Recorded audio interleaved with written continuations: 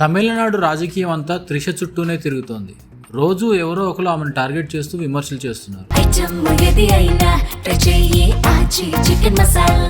Chicken masala CM Vijay తో ఆమెకున్న సన్నిహిత సంబంధాలను అడ్డం పెట్టుకుని త్రిషను రాజకీయాల్లోకి లాగుతున్నారు. కొత్తగా అన్నాడీఎంకే సీనియర్ నేత మాజీ మంత్రి ఆర్బీ ఉదయ్ కుమార్ చేసిన వ్యాఖ్యలు ప్రస్తుతం పెను దుమారాన్ని రేపుతున్నాయి. విజయ్ తన సినిమాల్లో పనిచేసిన నిర్మాతలు, సాంకేతిక నిపుణులకే పార్టీ, ప్రభుత్వ కీలక పదవులు కట్టబెడుతున్నారంటూ ఎద్దేవా చేశారు ఉదయ్ కుమార్. మరి అనేక సినిమాల్లో ఆయనతో కలిసి పనిచేసిన హీరోయిన్ త్రిషను తమిళనాడు డిప్యూటీ సీఎంగా ఎప్పుడు చేస్తారని నేరుగా ప్రశ్నించారు. ఈ వ్యాఖ్యలపై టీవీకే శ్రేణులతో పాటుగా నటి త్రిష అభిమానులు తీవ్ర ఆగ్రహం వ్యక్తం చేస్తున్నారు. ముఖ్యంగా మదురై పరిసర ప్రాంతాల్లో త్రిష వెల్ఫేర్ అసోసియేషన్ పేరుతో వెలిసిన భారీ పోస్టర్లు ఈ రాజకీయ రగడలో అసలు ట్విస్ట్ గా మారాయి. మహిళలను, త్రిషను కించపరిచేలా మాట్లాడితే చూస్తూ ఊరుకోమని, ఆర్బీ ఉదయ్ కుమార్ కు వ్యతిరేకంగా రాష్ట్ర వ్యాప్తంగా ఉద్యమిస్తామని అభిమానులు ఆ పోస్టర్లో హెచ్చరించారు. రాజకీయంగా విజయ్ ను నేరుగా ఎదుర్కొనే ధైర్యం లేకనే ఇలాంటి వ్యక్తిగత విమర్శలు చేస్తున్నారంటూ, రాజకీయాల్ని దిగజారుస్తున్నారంటూ టీవీకే నేతలు మండిపడుతున్నారు. అయితే ఉదయ్ కుమార్ ఆషామాషిగా ఈ మాటలు అనలేదని, త్రిషను